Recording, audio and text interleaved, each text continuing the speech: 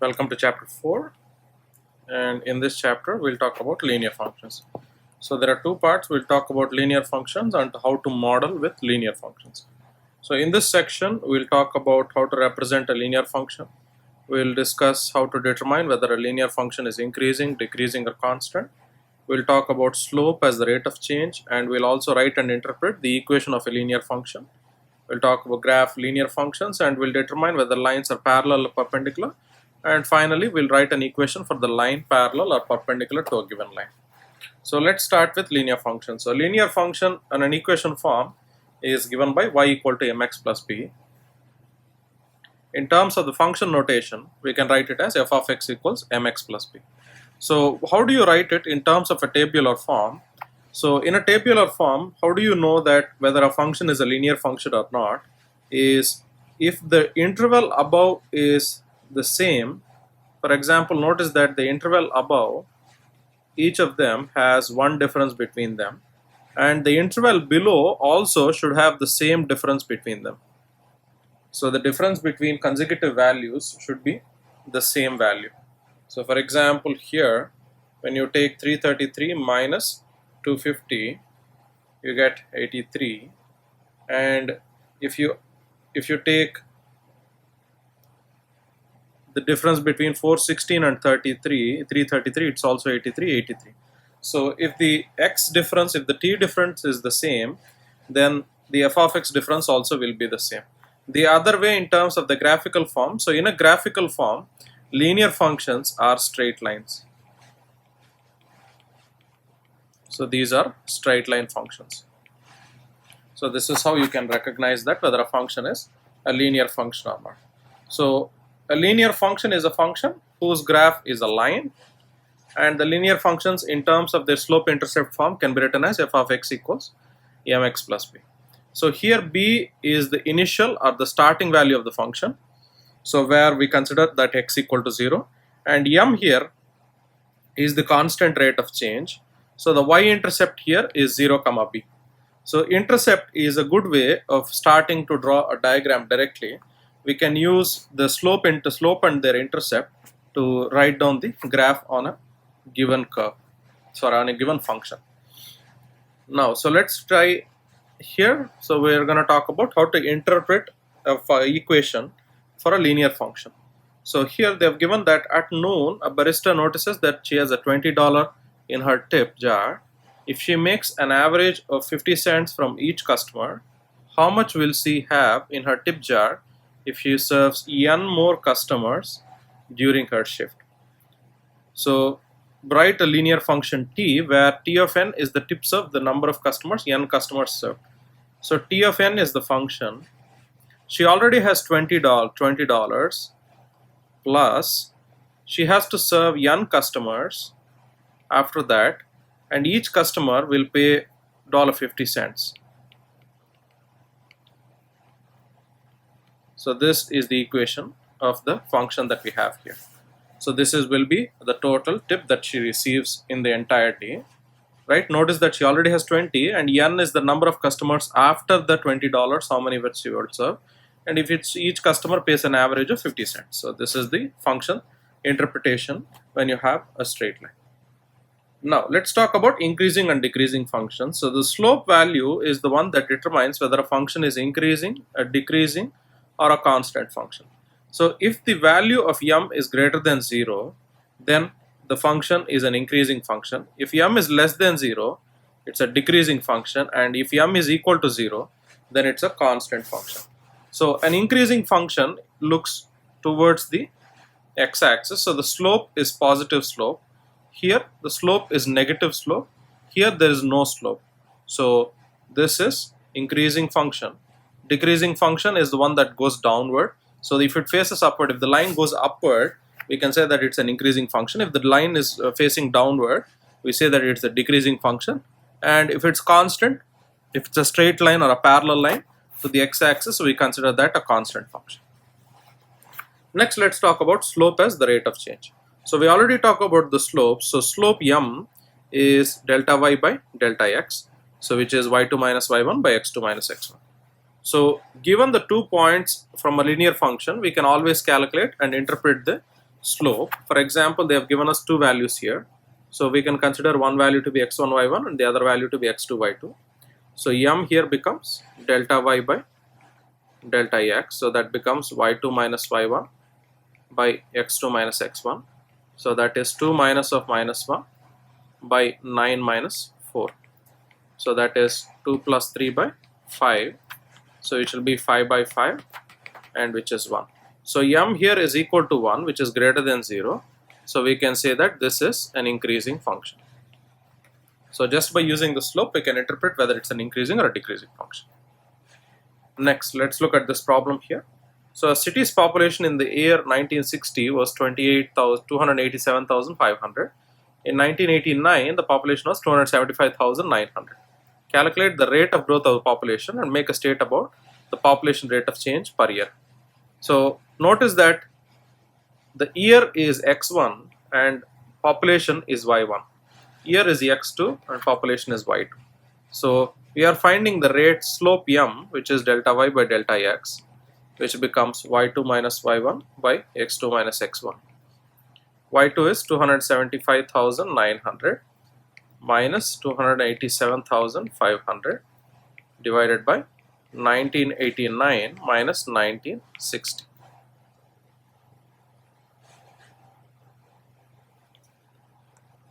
Now you have 275,900 minus 287,500. So becomes negative 11,600 divided by 1989 minus 1960. So that is 29. So 11,600 divided by 29 becomes 400, negative 400. So m here represents the population rate change. So m here represents the rate of change of population. So rate of change of population is basically change of population per year. So here what is happening is every year there is a decrease in the population here. So notice that there were more people in 1960 than people in 1989, which means that we can say that there is a decrease in the population by about 400 per year. So every year there are the city population is losing about 400 per year. So consideration here might be they are moving from one place to the other place, or these are people who are migrating from one place to the other place. So these are things that we can consider. So use the same principle now and try to solve this problem. So here the population of a small town increases from 1442 to 1868 between 2009 and 2012. So this is y1, y2, this is x1, x2. So use the same principle now. So pause the video right here and try to solve this problem.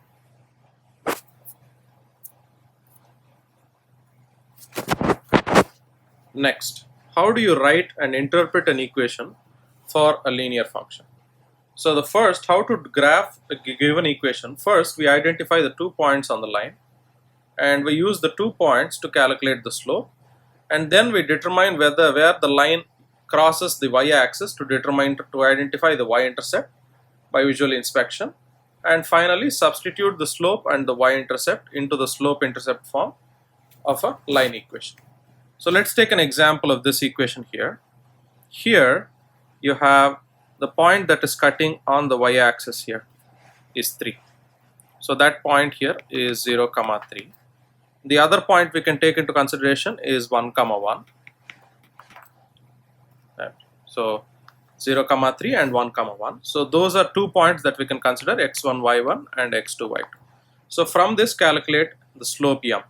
So the slope m becomes y2 minus y1 by x2 minus x1, which becomes 1 minus 3 by 1 minus 0.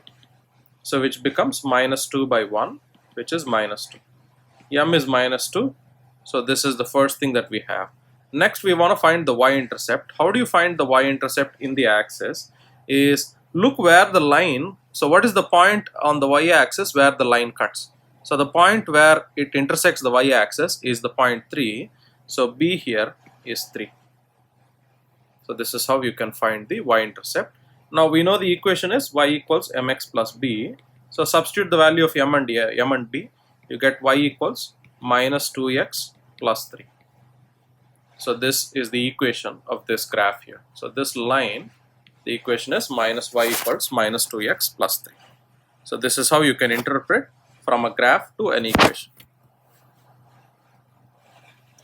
So try the same principle here, and they have given f of 2 equals minus 11 and f of 4 is minus 25.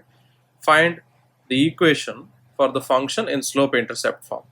So the first thing that we want to do now is write down the values here. So you have f of 2 equals minus 11 and f of 4 equals minus 25. So which means that this is x1 and this is y1, this is x2 and this is y2. So first thing we have to find m, which is y2 minus y1 by x2 minus x1. So again, minus 25 minus of minus 11 divided by 4 minus 2. So which is minus 25 plus 11 by 2. So which is minus 14 by 2. So which becomes minus 7. So m is minus 7. We have done with minus 7 now. Now we have to take into consideration the equation. So y, so the function f of x equals mx plus b.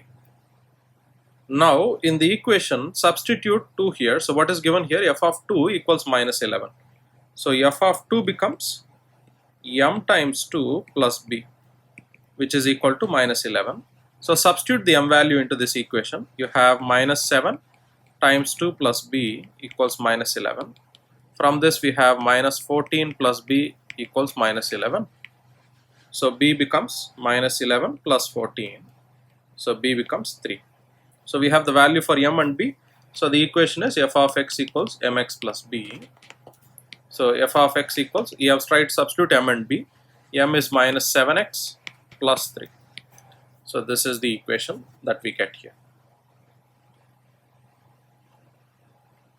Next, let's talk about how do you model real world problems with linear functions. So given the linear function and the initial value and the rate of change, we always try to evaluate f of c. How do you do that? Is we determine the initial value and the rate of change, which is the initial value is the y-intercept and the rate of change is the slope. And then we substitute the values into the function and we'll evaluate the function at the given value. So let's take an example of this problem here. Now, so a farmer finds that there is a linear relationship between the number of beanstalks she plants and the yield each plant produces. So she plants 30 stalks and each plant yields 30 ounces of beans. When she plants 34 stalks, each plant yields 28 ounces of beans. Find a linear relationship in the form y equal to mn plus b, where n is the number of stalks and y is the yield. Now, so let's take into consideration the part here. For 30 stalks, she got 30 ounces of beans. And for 34 stalks, she got 28 ounces. The farmer got 28 ounces of beans. So this is x1, this becomes y1, this is x2, this is y2. So we know that m is y2 minus y1 by x2 minus x1. So 28 minus 30 divided by 34 minus 30. So minus 2 by 4 minus 1 by 2. So we have the m value here. The next one we want to know is the b value. How do you find the b value here? So based on the function here, for 30 it's 30, right? Which means that f of 30 here equals 30. So this is the idea that we are basically banging on. So we have the point 30 comma 30, which means if x1 is 30, y1 is 30. So this principle now, so use the equation now. The equation is y equals mx plus b. So rather than place of y, let's take f of x so that it becomes much clearer. So y equals mx plus b. So y becomes equal to m here is minus 1 by 2 times x plus b. Now from the equation we have at y equal to 30, so x is equal to 30, right? So this is the idea that we have here. When you have 30 stocks, so 30 stocks is x here, y is 30. So substitute it into this formula. We have 30 equals minus 1 by 2 times 30 plus b. So 2 ones, 2 15s. So 30 equals minus 15 plus b. So 30 plus 15 equals b. b becomes 45. So we have the value for b and we have the value for m. Write down the final equation. Y equals m here is minus 1 by 2 times x plus b is 45. So this is the equation, the final equation that we can get. So this is how you can solve the problem.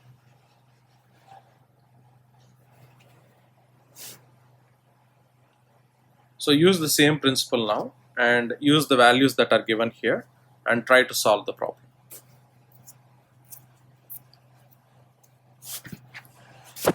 Next one is how to graph linear functions. So when you want to graph linear functions, first choose the minimum of the two input values and evaluate the function at each input value, and finally use the resulting output values to identify the coordinate pairs and plot the coordinate pair on a grid and draw a line passing through the 2 points. How do you solve this? So the first thing we have to take into consideration is this value b here and m. So the m value here is minus 1 by 4 and b value is negative 2. So b value is negative 2. For example, let's consider that this is negative 1 and this is negative 2. So let's start at negative 2 here, and m value here is the one that gets interesting. So we know that m is y by x, so which means that from here what we can do now is go down 1 point. So remember that on y-axis go down 1 point because it's negative. Go down 1 point, which is minus 3 here, and on the x-axis go 4 in the positive direction. So 1, 2, 3 and 4 here. So these are the 2 points now. So this is negative 2 is 1 point and negative this point, this is 1 point. So connect the 2 points using a straight line. This line here represents f of x equal to minus 1 by 4x minus 2. The other way is to substitute x to x, two values of x. So we can do the table x and f of x. We can take 0, 1 and 2 and then find the values of f of x and plot those points and solve it as well. This is another way of solving using the coordinate grids. So let me do this again so that it becomes clear. So let's consider that we have this is negative 1, we have negative 2, so negative 1, negative 2 and negative 3. So this is the point negative 2 here, so which is the y-intercept where we have started. Now we have m, which is minus 1 by 4. So go negative 1 in the y direction. In the y direction we have started at negative 2. So when you go down in the negative direction here, so you are going in the negative direction downward at 1 point and then 4 in the x direction. So you have 1, 2, 3 and then 4. So we have the 2 points now. So these are the 2 points that we have. So use a straight line and connect those 2 points. So this line here represents f of x equals minus 1 by 4x minus 2. So this is how you can graph directly without using anything else. So this is how you can graph the points without using any external effort.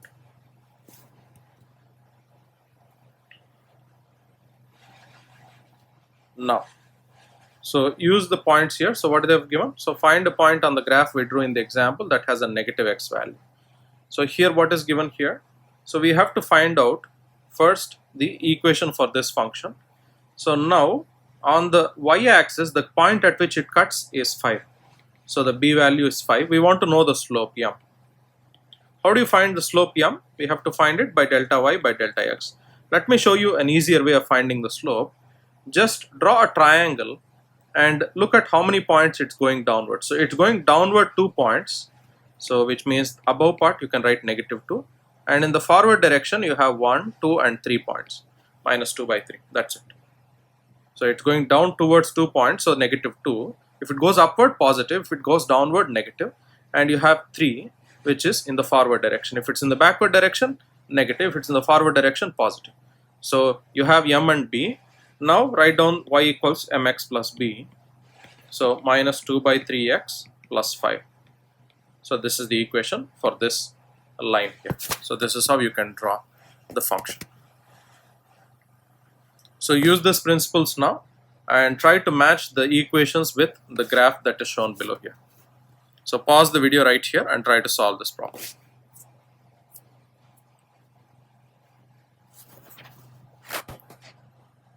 Next, so they're asking us to find x-intercept. How would you find x-intercept? Is to equate the entire f of x equal to 0 and find the value of x. So how do you find it here? First, put f of x equals 0. What is f of x here? 1/4x minus 4 equals 0. So 1/4 x equals 4, x equals 16. So this here is the x-intercept. If you want to write it in the form of a coordinate point, we can write it as x comma 0. So the value x here is 16. So we can write 16 comma 0.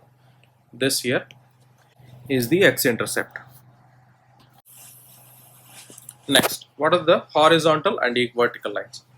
So lines can be both horizontal and vertical. A horizontal line is defined by the equation f of x equal to b, where b is the point at which it cuts the y-axis.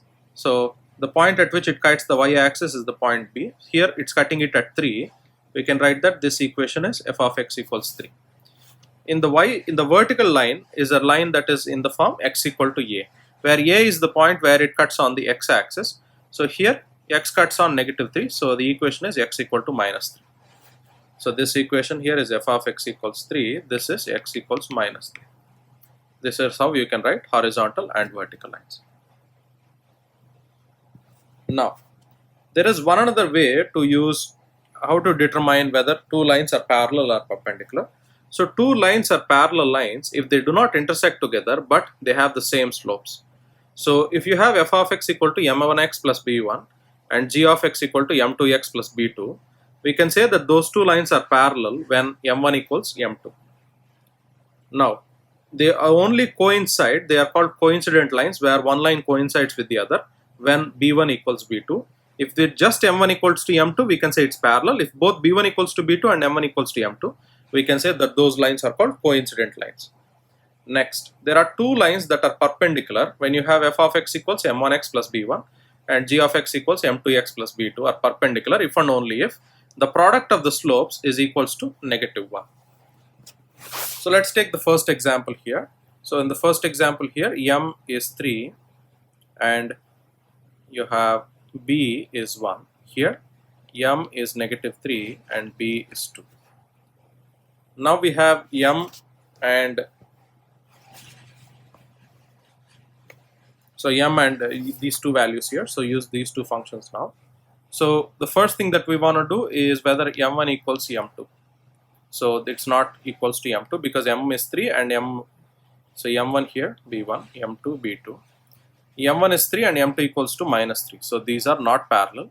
Now we want to check whether it is perpendicular. So times m1 times m2 we will calculate that. So which is 3 times -3, which becomes -9. So which is not equal to -1. So which means that these are not perpendicular. So these two lines here are not neither parallel nor perpendicular.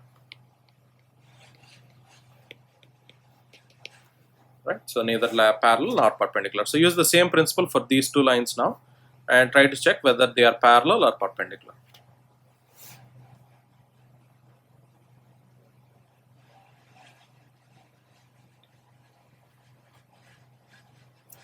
So next, let's talk about how to write an equation for a parallel or a perpendicular line. So first thing is to look at the equation. So if the equation is the same from the first equation here, so write down f of x equals -1/3x plus 1. So from this write down m and b. M is -1/3 and b is 1. So when you want to find the equation of the line that is parallel to f of x, first thing we need to know that the equation will have the same slope, minus 1 by 3. So the function f of x will become equal to minus 1 by 3x plus some b value, some k. Let's not write b because it gets confusing. So let's write some value k. This is the equation, but it says that the point that it passes through is 2 comma negative 3. So which is x and y. Substitute it into this formula. So x and f of x. So when you substitute it into this formula, we have minus 1 by 3 times 2 plus k becomes equals to negative 3. So minus 2 by 3 plus k equals negative 3. K equals minus 3 plus 2 by 3, which becomes minus 9 plus 2 by 3, which is minus 7 by 3. So k here is minus 7 by 3. So m is negative 1 by 3 and k is negative 7 by 3. So f of x equals minus 1 by 3x minus 7 by 3. So this is the line that is parallel to this line and passes through the point 2 comma negative 3. Next, how do you find the line perpendicular to f of x? The same principle here.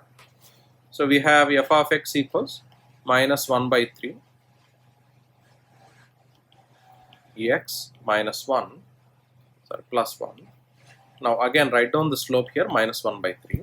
How do you find the slope m for the one that is perpendicular? We know that the formula for the two perpendicular lines is m1 m2 equals minus 1. So m2 is the one that you are finding, which becomes minus 1 by m1. So this is m1. So minus 1 by m1 becomes minus 1 by 3. So minus 1 gone. So you end up with 3.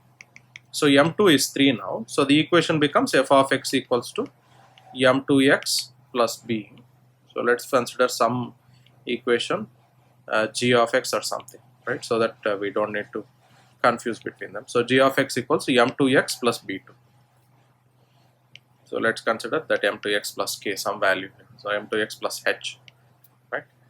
Now this value m2 here is 3. So it is 3x plus h and it's g of x. Now this line is also passing through 2 comma negative 3, which means that 2 comma negative 3, this is x and this is g of x. So substitute the values here. G of x is minus 3 equals 3 times 2 plus h. So minus 3 plus is equal to 6 plus h. So h equals minus 3 minus 6, which becomes minus 9. So h is minus 9 and m2 is 3. So g of x becomes equal to 3x minus 9. So this is how you can solve the equation to find the final answer. So this is how you can find parallel and perpendicular to a particular line. So use the same principle now and try to solve this problem. So pause the video right here and try to solve this problem.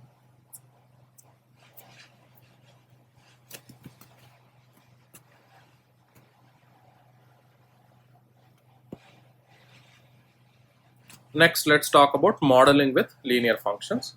How do you build linear models? So in this section, we'll talk about how to build linear models from verbal descriptions and how to model a set of data with a linear function. So how to do this? First, we identify the input and output values, and second, we convert the data into two coordinate pairs, x and y, and we'll find the slope. Finally, write the linear model, and we'll check the model to predict whether the value gives us the function at the given x value, and finally we use the model to identify the x value that results from a given y value. So, and we'll finally pose for the answer. So let's try this problem. Here, what is given? A company sells donuts. They incur a fixed cost of 25,000 for rent, insurance and other expenses. It costs 25 cents to produce each donut. Write a linear model to represent the cost of the company as a function of x, the number of donuts produced. So what is given here? The total cost is C. Now the total cost already has a fixed cost here. The fixed cost is 25,000. Write that down first. 25,000 plus whatever is the amount that how many number you're gonna sell, we can consider that x, and for each donut we are charging you 25 cents. So this is the equation for the linear model. Now find and interpret the y-intercept. What is the y-intercept here? So the equation, compare it with y equals to mx plus b. So it becomes m here is $25, so 0.25 cents, and b here is $25,000. So this is how we can interpret from any given equation. Remember that b here represents the initial value or the fixed value, and m here is the value that multiplies, and x is the multiple by which it multiplies. So this is how you can use this. So use the same principle now and solve this problem here.